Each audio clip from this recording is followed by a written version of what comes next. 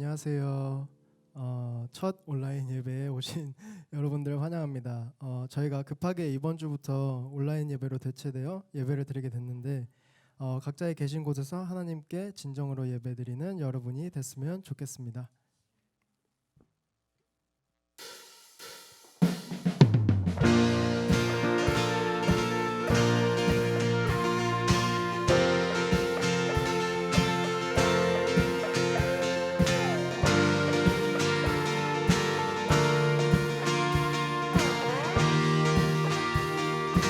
주님의 마음이 있는 곳, 주님의 마음이 있는 곳, 주님의 시선이 있는 곳,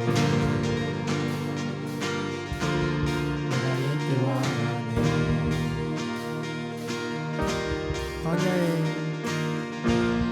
광야에 꽃을 피우시고 사막에 물을 내시니 주의 놀라운 손길, 푸른 마르고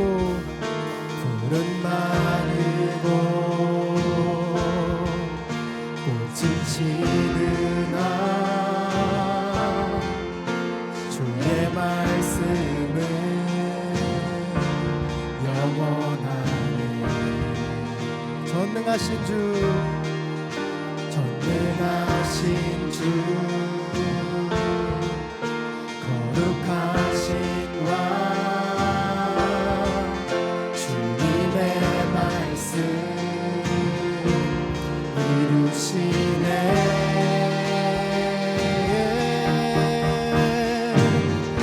나의 맘 주의 성전이 되어 영원한 주의 말씀을 향해 주의 마음 있는 곳으로 나의 삶 주의 말씀을 따라 이루실 주의 나라를 향해 주의 시선 있는 곳,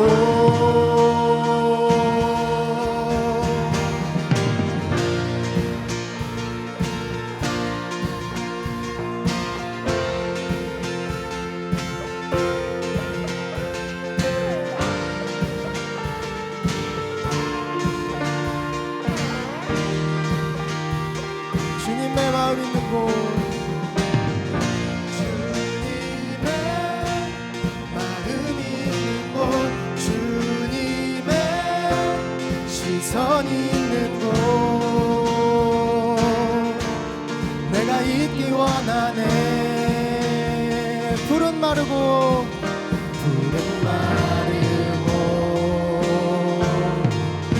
꽃은 시르나 주의 말씀은 영원하네. 주의 말씀은 영원하네. 전능하신 주, 전능하신 주, 거룩하신 왕, 거룩하신 왕, 주님의 말씀 이루시네.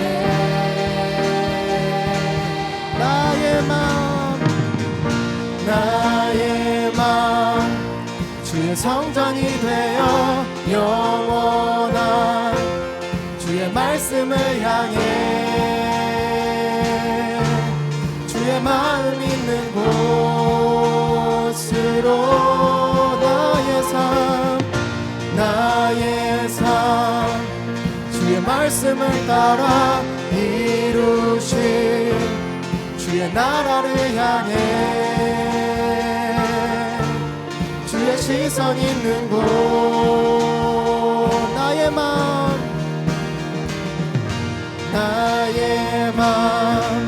주의 성전이 되어 영원한 주의 말씀을 향해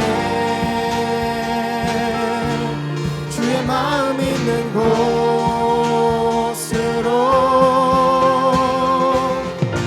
나의 삶 주의 말씀을 따라 나라 이루실 주의 나라를 향해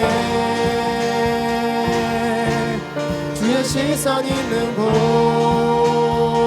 주님의 마음 있는 곳 주님의 마음 있는 곳 주님의 시선 있는 곳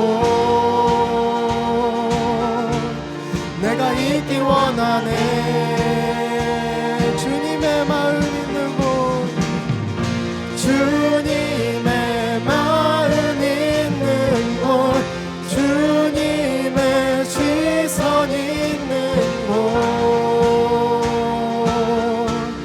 내가 있기 원하네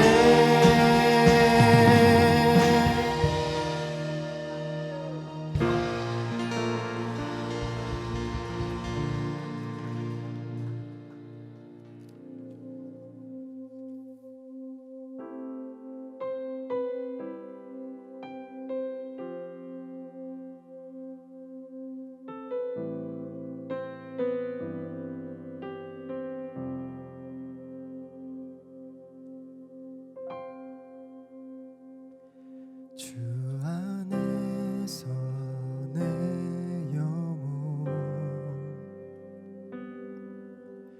다시 태어나 이전 것은 지나고 새롭게 됐네 죄로 물든 내 모습 예수와 함께 죽고 부활 생명 내 안에 새로운 삶이 열렸네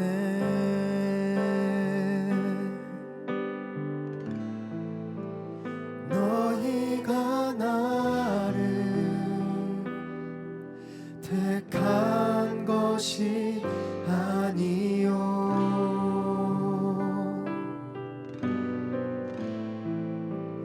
내가 너희를 택하여 세웠나니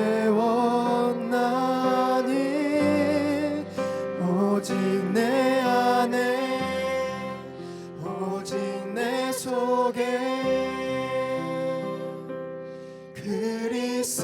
그리스도가 사네 오직 내 삶에 오직 내 맘에 그가 주인 되셨네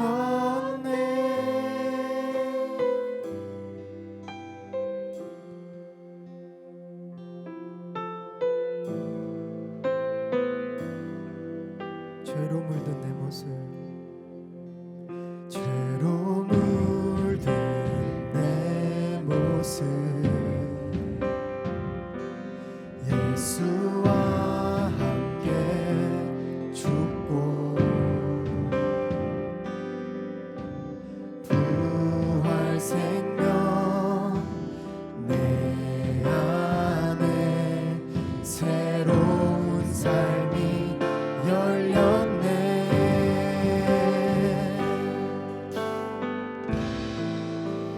너희가 나를 택한 것이 아니요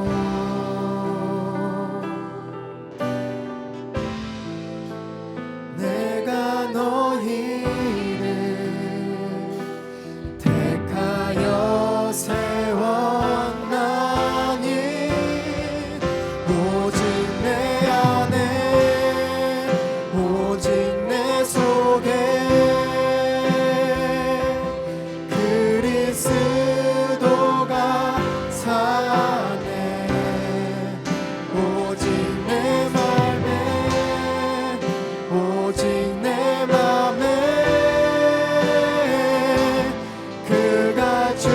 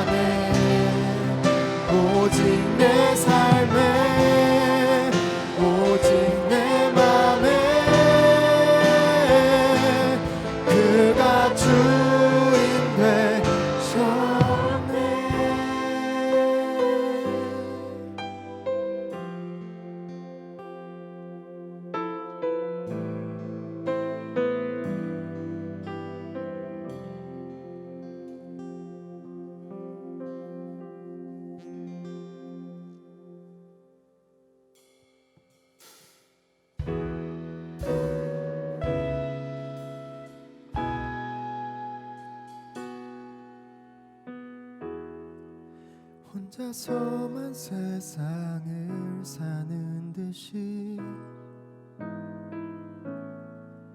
주가 멀어 보이기만 할 때 우리는 바라보아야 하네. 우리에게 오셨던 그 주님을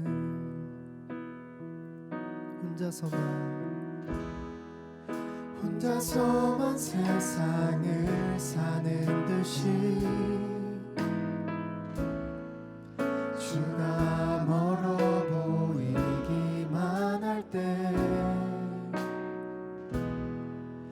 우리는 바라보아야 하네.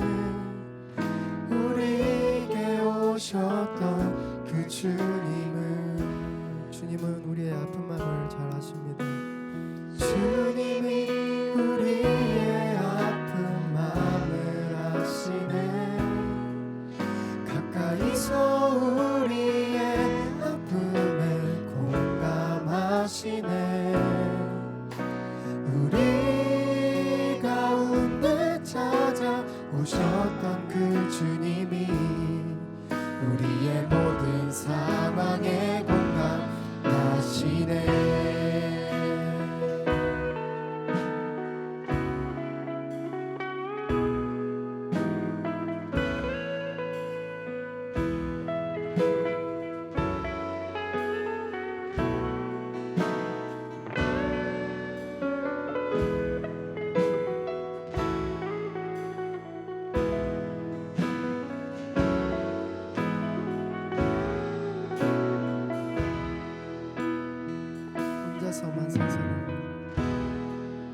혼자서만 세상을 사는 듯이 주가 멀어 보이기만 할 때 우리는 바라보아야 하네. 우리에게 오셨던 그 주님을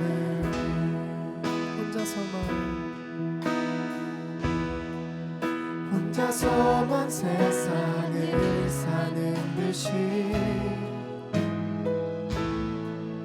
주가 멀어 보이기만 할 때 우리는 바라보아야 하네. 우리에게 오셨던 그 주님이 우리의 아픈 마음을 주님이 우리의 아픈 마음을 아시네. 가까이서 우리의 아픔에 공감하시네. 우리 가운데 찾아오셨던 그 주님이 우리의 모든 상황에 공감하시네. 주님이 우리의 아픈 마음을 아시네. 가까이서 우리의 아픔에 공감하시네. 우리 가운데 찾아오셨던 그 주님이 우리의 모든 상황에 공감하시네.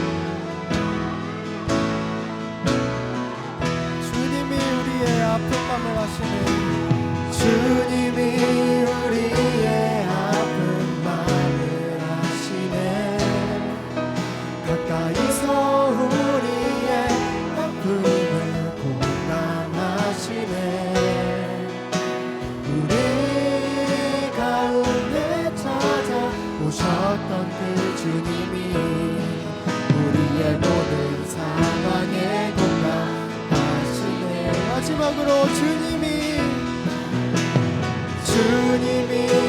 우리의 아픈 마음을 아시네. 가까이서 우리의 아픔을 공감하시네.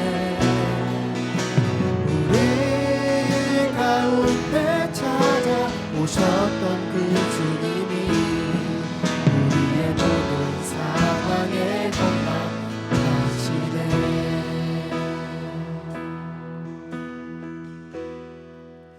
혼자서만 세상을 사는 듯이 주가 멀어 보이기만 할 때 우리는 바라보아야 하는 우리에게 오셨던 그 주님을. 다 같이 기도드리시겠습니다. 주님, 저희가 이렇게 처음으로 온라인으로 예배 드리게 됐는데 이러한 상황에서도 저희에게 예배 드릴 수 있는 시간과 장소를 주시며 감사드립니다. 많은 혼란 가운데서도 주님을 바라보고 의지하는 것을 놓치지 않게 도와주시고 하루빨리 이 상황이 나아져 이 많은 혼란에 빠져있는 모든 나라 사람들에게 평안하고 행복한 마음을 주세요. 그리고 저희 학교가 분방하기 시작됐는데 끝날 때까지 모든 학생들을 안전하게 지켜주시고 오늘 드리는 예배도 승리케 도와주세요. 감사드리며 모든 말씀 살아계신 주님의 이름으로 기도드립니다. 아멘.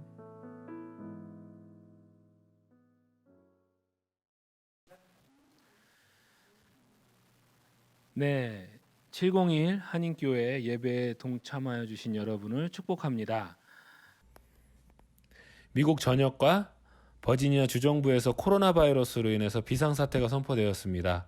바이러스가 더 이상 퍼지지 않게 하고 또 우리 성도의 안전을 위해서 701 한인교회는 오늘 예배부터 별도의 안내가 있을 때까지 온라인 예배로 드리기로 결정했습니다. 매 주일 11시마다 예배를 드리게 될 텐데요. 각 가정이나 각 지체들이 계신 곳에서 예배를 잘 준비하여 주시고 함께 동참해 주시면 되겠습니다.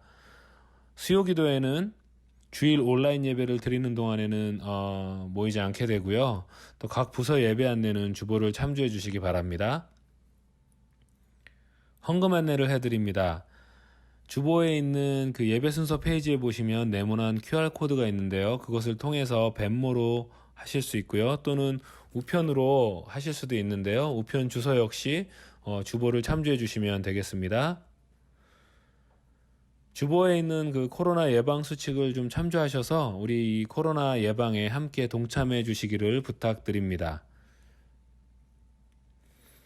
그리고 지금 힘들어진 모든 상황을 위해서 함께 중보 기도하여 주시면 감사하겠습니다. 주보 뒷면에 보시면 중보 기도 리스트가 쭉 적혀 있습니다. 하나하나 보시면서 같이 기도하여 주시면 감사하겠습니다. 네, 오늘 말씀은 김강현 목사님께서 전해 주시겠습니다.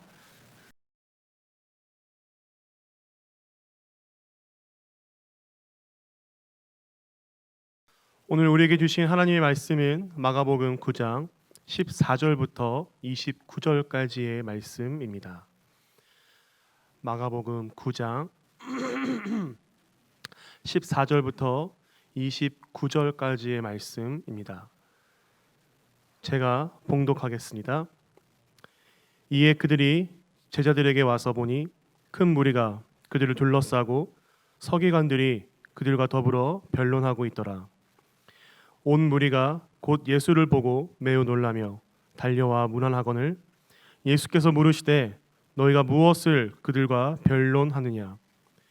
무리 중에 하나가 대답하되 선생님, 말 못하게 귀신 들린 내 아들을 선생님께 데려왔나이다. 귀신이 어디서든지 그를 잡으면 거꾸러져 거품을 흘리며 이를 갈며 그리고 파리해지는지라. 내가 선생님의 제자들에게 내쫓아 달라 하였으나 그들이 능히 하지 못하더이다. 대답하여 이르되 믿음이 없는 세대여 내가 얼마나 너희와 함께 있으며 얼마나 너희에게 참으리요 그를 내게로 데려오라 하시매 이에 데리고 오니 귀신이 예수를 보고 곧 그 아이로 심히 경련을 일으키게 하는지라 그가 땅에 엎드러져 구르며 거품을 흘리더라. 예수께서 그 아버지에게 물으시되 언제부터 이렇게 되었느냐 하시니 이르되 어릴 때부터이니이다. 귀신이 그를 죽이려고 불과 물에 자주 던졌나이다. 그러나 무엇을 하실 수 있거든 우리를 불쌍히 여기사 도와주옵소서. 예수께서 이르시되 할 수 있거든이 무슨 말이냐 믿는 자에게는 능히 하지 못할 일이 없느니라 하시니 곧 그 아이의 아버지가 소리를 질러 이르되 내가 믿나이다 나의 믿음 없는 것을 도와주소서 하더라. 예수께서 무리가 달려와 모이는 것을 보시고 그 더러운 귀신을 꾸짖어 이르시되 말 못하고 못 듣는 귀신아 내가 내게 명하노니 그 아이에게서 나오고 다시 들어가지 말라 하시매 귀신이 소리 지르며 아이로 심히 경련을 일으키게 하고 나가니 그 아이가 죽은 것 같이 되어 많은 사람이 말하기를 죽었다 하나 예수께서 그 손을 잡아 일으키시니 이에 일어서니라. 집에 들어가심에 제자들이 조용히 묻자오되 우리는 어찌하여 능히 그 귀신을 쫓아내지 못하였나이까. 이르시되 기도 외에 다른 것으로는 이런 종류가 나갈 수 없느니라 하시니라. 아멘.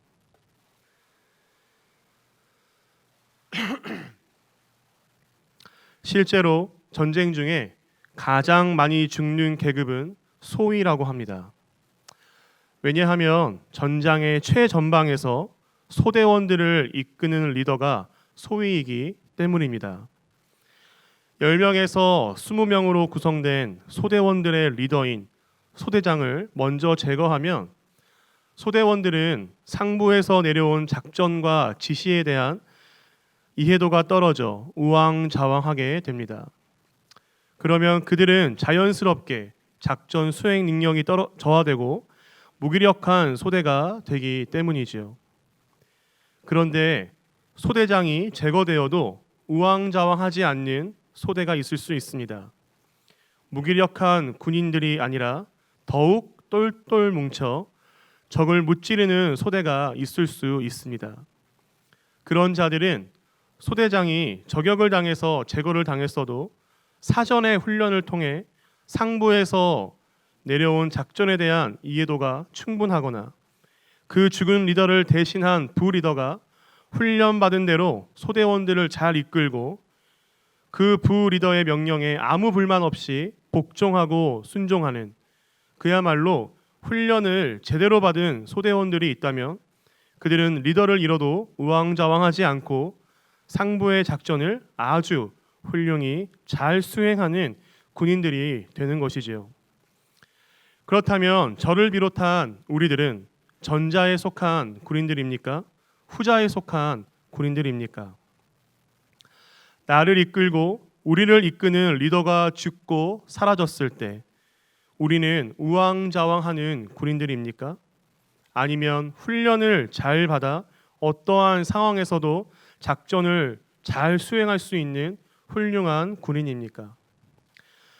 오늘 우리가 읽은 본문은 설교할 주제가 많은 본문입니다.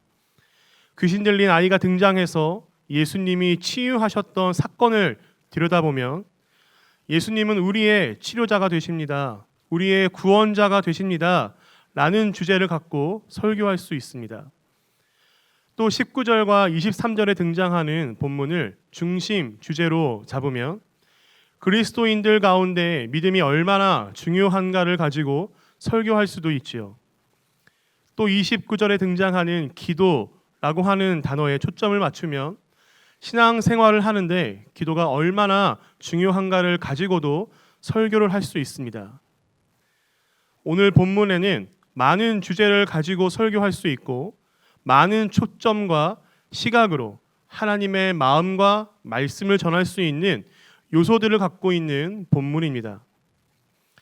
예를 들어 우리가 지금 처한 코로나 바이러스가 창궐한 이런 상황에서는 치유의 하나님으로 시작해서 지금 우리에게 얼마나 기도가 필요한가를 권면하는 설교를 할 수 있겠죠. 또는 우리가 주위 사람들에게 성경 말씀으로 위로를 해주고 축복해 줄 때 간혹 우리는 이런 구절을 그들에게 문자를 보내주거나 말로써 응원할 때가 있습니다. 할 수 있거든이 무슨 말이냐? 믿는 자에게는 능치 못할 일이 없느니라. 이렇게 말하면서 믿기만 한다면 우리는 못할 일이 없다. 믿는 자에게는 능치 못할 일이 없다. 라고 말하면서 동료나 성도들에게 힘을 주는 설교를 할 수도 있겠지요. 그런데 우리 701 교회는 많은 목사님들께서 마가복음을 순서대로 강해 설교하십니다. 그래서 우리는 하나의 사건을 가지고 하나의 본문만을 선택해 상황에 맞는 설교에 초점을 맞추기보다는 이 사건을 마가복음 전체적인 맥락에서 어떻게 보면 좋을지, 왜 마가는 이 이야기를 여기서 하게 되었는지, 궁극적으로는 예수님께서는 왜 이 타이밍에, 왜 이 순간에, 왜 이 장소에서 이런 사역을 하시게 되었는지를 살펴보는 것이 우리들에게 좀 더 큰 이해를 끌어올 수 있습니다. 그렇다면 오늘의 본문을 큰 그림 안에서 보기 위해서는 먼저 마가복음 8장 27절로 돌아가야 합니다. 마가복음 8장 27절에서 38절까지의 중요한 것은 두 가지입니다. 한 가지는 예수님이 제자들에게 알려주신 제자도의 정수를 보여준다는 것입니다. 34절의 말씀입니다. 누구든지 나를 따라오려거든 자기를 부인하고 자기 십자가를 지고 나를 따를 것이니라. 아멘. 또 한 가지는 예수님께서 자신의 죽음과 부활을 직접적으로 처음 말씀하셨다는 것입니다. 31절과 31절에는 이렇게 얘기합니다. 인자가 많은 고난을 받고 장로들과 대제사장들과 서기관들에게 버림받아 죽임을 당하고 사흘 만에 살아나야 할 것을 비로소 그들에게 가르치시되 32절입니다. 드러내놓고 이 말씀을 하시니. 예수님은 베드로의 그리스도 고백이 있는 이 장면에서 십자가 사건, 즉 죽음과 부활에 대해서 처음으로 드러내놓고 직접적으로 가르치셨고 말씀하셨습니다. 이전까지는 제자들에게 하나님 나라와 십자가 사건을 간접적으로 가르치고 보여주셨다면 이 마가복음 8장을 통해서는 드디어 직접적으로 가르치셨는데 그 이유는 이제 때가 됐다라는 의미가 함축되어 있습니다. 여기서 이제 때가 됐다라는 의미는 이제는 내가 제자들에게 죽음에 대해서 말해도 괜찮겠지, 혹은 이제 내가 죽을 때가 얼마 남지 않았으니 이제 그들에게 공지를 해야지 라는 의미일 것입니다. 여하튼 중요한 것은 예수님께서 제자들에게 십자가 사건의 죽음과 부활을 드러내놓고 말씀하셨다라는 것이지요. 그런데 때가 됐으니 이제는 알만할 때도 됐는데 이후에 제자들에게 어떠한 사건이 등장합니까? 베드로가 32절에서 이렇게 얘기합니다. 베드로가 예수를 붙들고 항변하매. 이어서 항변하는 베드로를 보면서 예수님은 이렇게 말씀하십니다. 베드로를 꾸짖어 이르시되 사탄아 내 뒤로 물러가라. 내가 하나님의 일을 생각하지 아니하고 도리어 사람의 일을 생각하는도다 라고 말씀하십니다. 마가복음 9장에서는 어떻습니까? 9장 5절에 이런 말씀이 있습니다. 베드로가 예수께 고하되 랍비여 우리가 여기 있는 것이 좋사오니 우리가 초막 셋을 짓되 하나는 주를 위하여, 하나는 모세를 위하여, 하나는 엘리야를 위하여 하사이다 하니.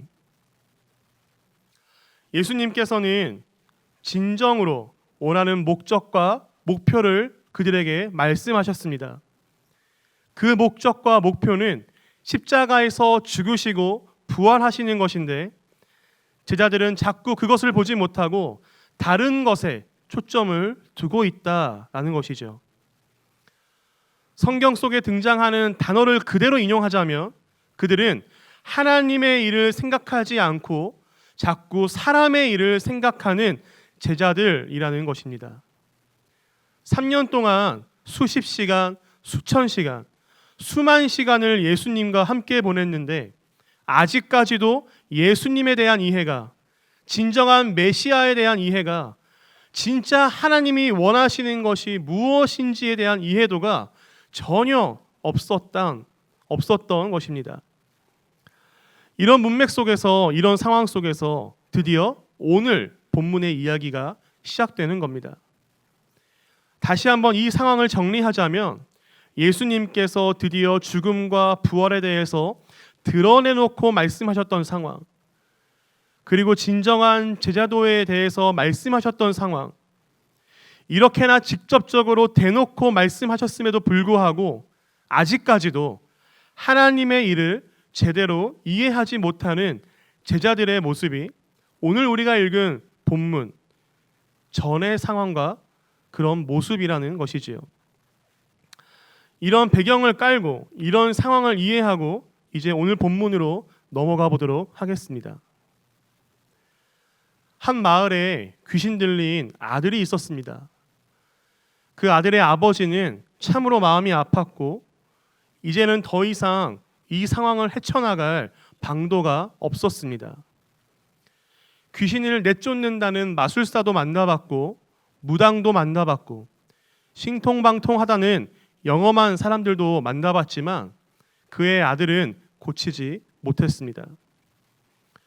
그러던 어느 날 예수가, 그 신통하다던 예수가 못 고치는 병이 없으며 못 쫓아내는 귀신이 없다는 거라사 지방의 그 유명한 군대 귀신 들린 자까지 고쳤다는 그 예수가 자신의 마을에 혹은 근처 마을에 왔다는 소식을 들었습니다. 그 아버지는 자신의 아들을 등에 업고 당장 예수님께 달려갑니다. 예수라면 가능하겠지. 그 사람이라면 가능하겠지. 그분이라면 할 수 있어. 라는 믿음을 갖고 불이 나게 달려갑니다. 그런데 이게 웬일입니까?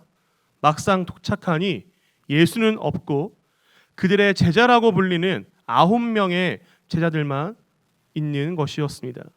그들에게 묻습니다. 예수님은 없습니까? 도대체 예수님은 어디 갔습니까? 지금 당장 내 아들을 예수님께 보여드려야 합니다. 라고 소리쳐보지만 제자들도 사실 예수님이 어디로 갔는지, 베드로와 야고보와 요한이 어디로 갔는지 알지 못했습니다. 귀신 들린 아이의 아버지가 찾아오고 서기관들, 즉 율법사들이 찾아오자 사람들이, 군중들이, 무리들이 점점 모이기 시작했습니다. 사람들이 많이 모이기 시작하니 제자들은 당황했습니다. 자신들의 눈앞에 당장 아픈 사람이 있는데, 귀신 들린 자가 있는데, 발을 동동 구르는 아버지가 있는데, 심지어는 자신들을 날카로운 눈초리로 바라보는 율법사들이 있는데 제자들은 이 상황을 어찌해야 할 줄 몰랐습니다. 그런데 그 순간 제자들에게 마가복음 6장 7절의 상황이 생각났습니다. 마가복음 6장 7절입니다. 12 제자를 부르사 둘씩 보내시며 더러운 귀신을 제어하는 권능을 주시고 12절 13절입니다. 제자들이 나가서 회개하라 전파하고 많은 귀신을 쫓아내며 많은 병자에게 기름을 발라 고치더라. 얼마 전 예수님께서 자신들을 마을로 보내시고 자신들의 기도와 자신들의 사역으로 인해서 많은 귀신들이 쫓아지고 병든 자들에게 고침을 주었던 그 기억이 난 겁니다. 제자들은 서로 말하기 시작합니다. 자, 해보자. 우리가 예전에 권능으로 했던 적이 있었지. 그래, 오늘도 할 수 있을 거야 라는 생각과 마음을 갖고 그 귀신 들린 아이를 향해 선포합니다. 귀신아, 떠나가라. 귀신아, 당장 그 아이에게서 나와라. 그런데 그 아이에게서 귀신이 나오지 않았습니다. 심지어 그 귀신이 제자들을 비웃습니다. 제자들의 사역에 귀신 들린 아들이 고침을 받지 못한 상황이 벌어졌습니다. 아버지는 망연자실합니다. 그토록 믿었던 마지막 남은 카드였는데, 마지막 남은 보루였는데 결국 실패하고 말았지요.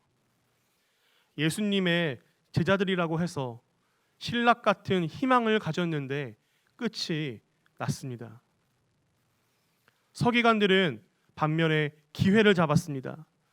자신이 진리이고 길이고 생명이라고 떠들던 예수의 사역이 드디어 실패한 겁니다. 기회를 포착했습니다. 제자들을 공격하기 시작한 겁니다. 예수는 가짜다. 예수는 지금까지 사기를 친 거다. 메시아는 무슨, 요한보다 못한 놈이라고 그들을 공격하기 시작합니다. 모인 무리들도 깜짝 놀랐습니다. 매번 승승장구였던 예수의 사람들이 실패를 보여준 겁니다. 소란스럽습니다. 수근수근됩니다. 시끌벅적합니다. 제자들은 이 상황을 수습할 능력이 없습니다. 이 상황이 더욱 두려워져만 갑니다. 소대장을 잃은 오합지졸의 소대원들이 되어 버렸던 것이지요. 그 어떠한 돌파구도 보이지 않습니다. 어디든 도망가고 싶습니다. 빨리 예수님이 왔으면 좋겠습니다. 도대체 우리 예수님은 어디를 간 거야? 라면서 서로 하소연도 해봅니다. 그야말로 예수님이 오시기 전의 상황은 아수라장입니다. 난장판도 이런 난장판이 없습니다. 귀신은 날뛰고 아버지는 모든 것을 포기한 듯 체념했고 서기관들은 삿대질하며 정죄하며 고소하겠다고 소리치고 군중은 수근수근거립니다. 그런데 이런 상황 속에서 드디어 예수님이 등장하십니다. 시끌벅적한 세상 속에서, 질서가 없던 세상 속에서, 아수라장, 난장판의 세상 속에서 예수님께서 등장하십니다. 오늘 말씀 15절입니다. 온 무리가 곧 예수를 보고 매우 놀라며 달려와 문안하거늘. 그 어지럽고 혼란스러운 상황 속에 등장한 예수님으로 인해서 모든 것들이 한 번에 정리됩니다. 그리고 모든 시선은 이제 예수님께로 쏠리게 됩니다. 16절에서 예수님께서는 제자들에게 어찌 이렇게 시끄럽느냐라고 물으시고 무리 중에 한 사람이 그 질문에 자초지종을 설명합니다. 그리고 그 자초지종을 들은 예수님께서는 제자들을 향해 이렇게 꾸짖습니다. 19절입니다. 믿음이 없는 세대여, 내가 얼마나 너희와 함께 있으며 얼마나 너희에게 참으리요. 그를 내게로 데려오라 하매. 예수님의 이 말씀은 아까 서두에서 말씀드렸던 예수님이 직접적으로 드러내신 십자가의 죽음과 부활 사건, 그것과 연관시킨다면 충분히 이해가 가실 겁니다. 내가 얼마나 너희와 함께 있으며. 이 19절을 보면 제자들이 왜 귀신 들린 아이를 고치지 못했는지에 대한 이유가 등장합니다. 그것은 바로 제자들에게 믿음이 없었다라는 것이죠. 여기서 믿음이 없었다라는 것은 마가복음 8장과 9장 초반의 이야기로 유추해 볼 때 단순한 믿음이 아니라 하나님의 일보다 사람의 일을 생각하는 제자들의 마음이라고 할 수 있습니다. 오늘 우리가 읽은 본문 뒤를 한번 볼까요? 마가복음 9장 30절. 성경책을 갖고 계신 분들은 마가복음 9장 30절 그 위에 써 있는 소제목을 한번 보시기 바랍니다. 거기에 이렇게 쓰여 있습니다. 죽음과 부활을 두 번째로 말씀하시다. 그리고 이어서 33절의 소제목을 보실까요? 누가 크냐? 예수님께서 오늘 본문의 이야기 후에 부활에 대해서 두 번째로 드러내놓고 말씀하십니다. 드러내놓고 제자들을 가르치십니다. 이것은 단순히 말했다, 스쳐 지나가듯 그냥 지나가듯 말했다가 아니라 제자들에게 대놓고 가르치셨다라고 하는 거죠. 그런데 그 후에 제자들은 어떤 토론을 했습니까? 십자가에 대한 토론입니까? 죽음과 부활에 관한 토론입니까? 아니면 메시아에 관한 토론입니까? 아닙니다. 누가 크냐? 이 중에 누가 더 크냐? 이 중에 누가 예수님 우편에 앉을 것이냐? 라고 하는 토론이었습니다. 그러면 다시 오늘 본문에 돌아와서 19절에 나오는 믿음이 없는 세대여 라고 하는 것은 단순히 병 고치는 것에 대한 믿음이 아니라 하나님의 일보다 사람의 일을 생각하는 제자들을 향한 말씀인 것이지요. 십자가의 사건보다 자신들의 안위와 자신들의 권위가 중요했던 제자들에게 하신 말씀인 겁니다. 죽음과 부활, 구원의 사건보다 자신들의 체면, 자신들의 위치가 중요했던 제자들에게 하셨던 말씀인 것이지요. 믿음이 없는 세대여, 내가 얼마나 너희와 함께 있으며 얼마나 너희에게 참으리요. 얼마나 답답하셨으면 예수님은 이 사건을 통해서 제자들을 향해 믿음이 없는 세대라고 질타하셨을까요? 이 이후에 예수님은 귀신 들린 아이에게 축사하시며 믿음이 없는 제자들에게 다시 시청각 교육을 시작하십니다. 귀신 들린 아이의 아버지는 처음에는 온전한 믿음의 소유자였다고 할 수 있습니다. 왜냐하면 예수님이 마을에 오셨다는 소식을 듣고 불이 나게 달려온 아버지였고 믿음을 가지고 제자들에게 나아갔기 때문입니다. 그런데 아버지는 제자들의 실패로 믿음의 변화, 감정의 변화가 생겼습니다. 과연 예수님이 나의 아들을 고칠 수 있을까? 하는 믿음의 변화가 생겼다는 것이지요. 처음에는 온전하고 완벽한 믿음을 갖고 예수님께 나아왔지만 제자들의 실패를 한 번 경험한 아버지는 예수님도 실패할 수 있지 않을까? 예수님이라고 가능할까? 라고 하는 의심을 하게 된 것입니다. 그래서 22절에서 아버지는 이렇게 고백합니다. 세 번역입니다. 하실 수 있으면 우리를 불쌍히 여기시고 도와주세요. 하실 수 있으면. 그러자 예수님께서는 23절에서 그 아버지를 향해 이렇게 말씀하십니다. 하실 수 있으면이 무슨 말이냐? 할 수 있으면이 무슨 말이냐? 믿는 사람에게는 모든 것이 가능하다. 그러자 그 말을 들은 아버지는 당장 예수님께 이렇게 고백합니다. 그 아이 아버지는 큰 소리로 외쳐 말했다. 내가 믿습니다. 믿음 없는 나를 도와주십시오. 그리고 25절에 나와 있듯이 예수께서 무리가 달려와 모이는 것을 보시고 그 더러운 귀신을 꾸짖어 이르시되 라고 말씀하시면서 마침내 그 사역을 마무리하십니다.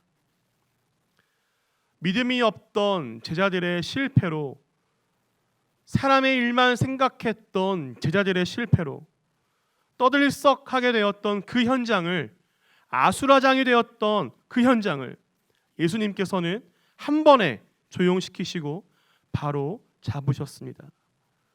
그리고 28절, 29절에서는 제자들을 따로 불러 모으셔서 그들에게 이 사건에 대해서 다시 한번 가르치십니다. 이런 부류는 기도로 쫓아내지 않고는 어떤 수로도 쫓아낼 수 없다. 여기서 말하는 기도란 우리가 너무나 잘 아는 기도입니다. 우리가 너무나 잘 아는 기도의 본질이지요. 바로 하나님을 기쁘게 하는 기도, 하나님의 나라와 의를 구하는 기도.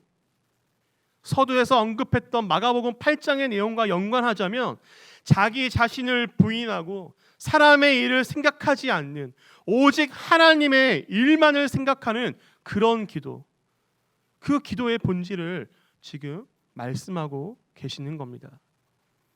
그래서 이 9장 14절부터 29절까지의 본문 내용을 한마디로 정리하자면 귀신 들린 아이의 사역을 통해서 예수님이 제자들에게 알려주고 싶었던 궁극적인 목적은 무엇이 제자도인가? 무엇이 진정 제자들이 걸어가야 할 길인가를 다시 한번 알려주는 대목인 것이죠. 이 사역을 통해 물론 귀신 들린 아이도 고침을 받았고 예수님의 제자들을 손가락질했던 서기관들도 조용히 시키셨고 믿음이 변했던 아버지의 믿음을 다시 온전케 하신 사건도 있지만 결국 이 모든 것을 종합해서 우리들에게 하고 싶으신 말씀은 진짜 제자란 이런 것이야. 진짜 제자도란 이런 것이야. 너희가 정말 나의 제자라면 이렇게 해야 돼 라는 것을 알려주기 위함이었던 것입니다. 그렇다면 말씀을 정리하겠습니다. 오늘 본문을 큰 그림 안에서 본다면 오늘 본문의 주제 말씀은 진정한 제자도란 무엇이냐라는 것입니다. 마가복음 8장 27절부터 9장 50절까지 더 크게 본다면 10장 52절까지 이 커다란 문맥 속에서 예수님이 오늘 이 상황에서 귀신 들린 아이를 고치신 사역이 뜻하신 것은 바로 제자도라는 것이죠. 그렇다면 오늘 본문 속에서 말씀하신 제자도는 무엇이냐? 바로 믿음과 기도입니다. 그리고 이 믿음과 기도를 더 구체적으로 말하자면 십자가 사건을 바로 이해하는 것, 예수님의 죽으심과 부활하심을 제대로 이해하는 것, 예수님의 메시아 되심을 정치적이고 군사적인 메시아가 아닌 영적인 메시아로 이해하는 것, 즉 사람의 일이 아닌 하나님의 일을 생각하는 것입니다. 온전히 하나님의 일을 생각하는 믿음과 기도, 나의 좋음과 나의 행복과 나의 평안과 나의 이득을 위한 믿음과 기도가 아니라 하나님이 보시기에 좋음과 하나님이 보시기에 기쁜 것과 하나님께 영광이 되는 믿음과 기도, 그것이 바로 오늘 예수님이 제자들에게 하고 싶은 구체적인 믿음과 기도라는 것이지요. 오늘 우리는 갑자기 모임을 파하고 각자의 집과 처소에서 예배를 드리고 있습니다. 어쩌면 이 상황이 어색하고 또 어렵고 집중이 안 될 수도 있지요. 그러나 중요한 것은 우리가 어떠한 상황이든 어떠한 시간이든 주님께 예배를 드리고 있다라는 사실입니다. 사랑하는 701교회 성도 여러분, 어떠한 상황 속에서든 하나님의 일에 집중하시기 바랍니다. 지금 이 순간에 미디어 매체를 통해 예배를 드리고 있음에도 오직 하나님의 일을 생각하며 예배를 드리시는 여러분들이 되기를 소망합니다. 지금 거하시는 곳 어디에서나 하나님을 기쁘게 하는 예배, 하나님의 마음을 좋게 하는 예배, 하나님께 영광이 되는 예배를 드리시기를 기도합니다. 상황이 변하고 상황이 힘들 때, 아니 제대로 된 예수님의 가르침 직후에도 제자들의 믿음은 부족했지만 우리는 제자들이 행했던 믿음 없는 행실이 아니라 오직 하나님과 예수님의 일들만 생각하며 하나님께 칭찬을 받는, 하나님이 원하시는 진정한 제자가 되기를 축복합니다.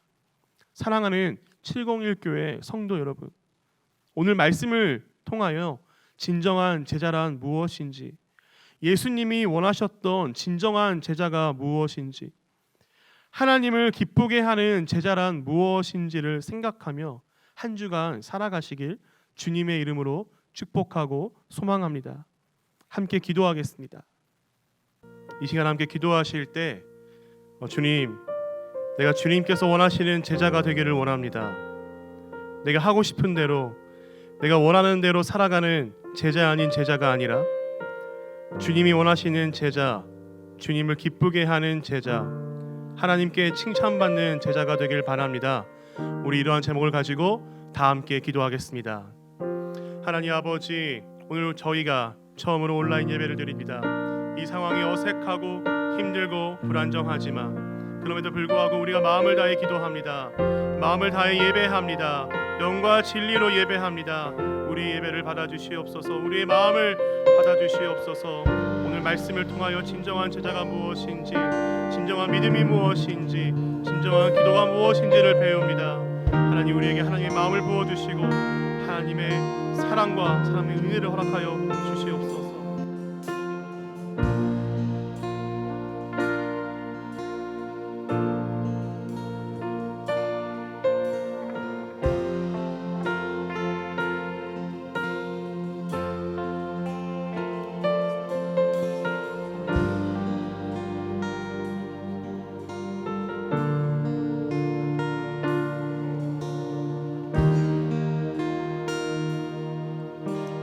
같이 찬양 드리시겠습니다. 나의 마음 주의 성전이 되어 영원한 주의 말씀을 향해 주의 마음 있는 곳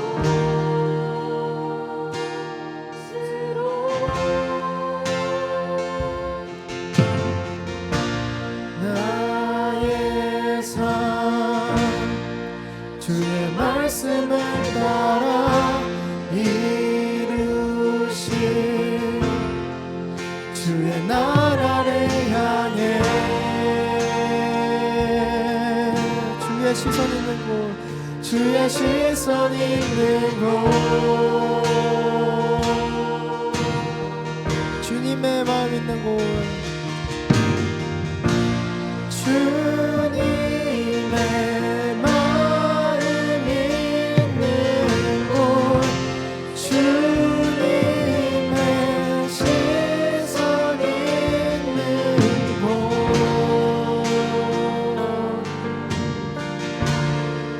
내가 있기 원하네 주님의 마음 있는 곳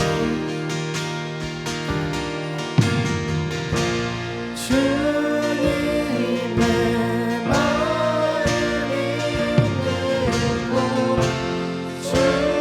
주님의 시선 있는 곳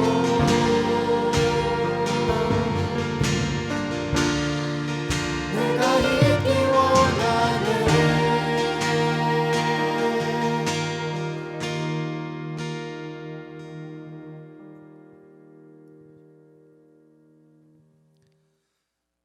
우리 구주 예수 그리스도의 크신 은혜와 하나님 아버지의 지극히 높으신 사랑과 성령님의 감화, 감동, 위로하심이 오늘 말씀을 통해 진정한 제자가 무엇인지, 진정한 믿음이 무엇인지, 진정한 기도가 무엇인지 깨닫는 성도들 위해 더불어 하나님께서 기뻐하시는 하나님께 영광을 돌리겠다고 하나님께 칭찬받는 삶을 살겠다고 결단하고 다짐하는 우리 모두 위에 이제로부터 영원까지 함께 하시기를 주님의 이름으로 간절히 축원합니다. 아멘.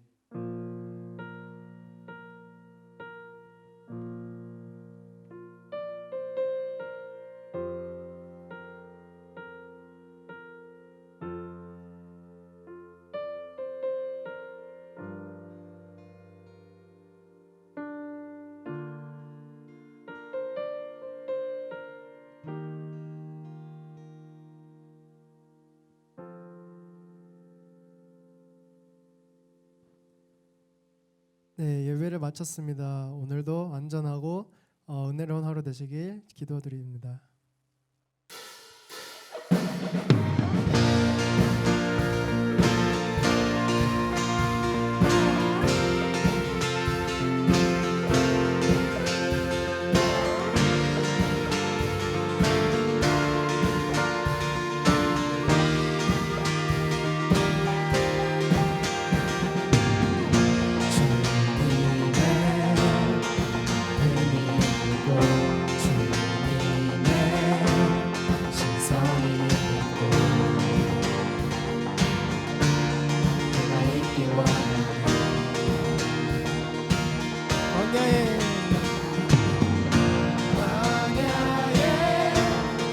꽃을 피우시고 사막에 강물을 내시는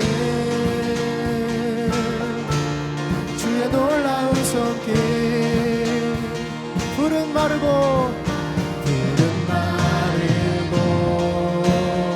꽃은 시드나 주의 말씀은 영원하네.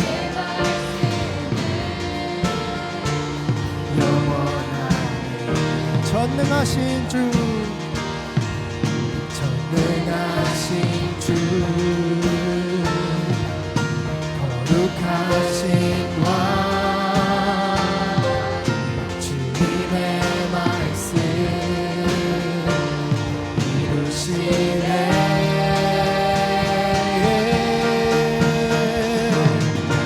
나의 맘 주의 성전이 되어 영원한 주의 말씀을 향해 주의 마음 있는 곳으로 나의 삶 주의 말씀을 따라 이루실 주의 나라를 향해 주의 시선 있는 곳.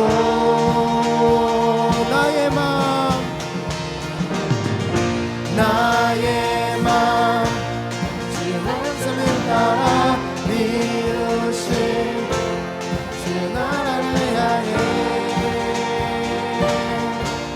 주의 마음 있는 곳으로 나의 삶 주의 말씀을 따라 이루실 주의 나라를 향해 주의 시선 있는 곳.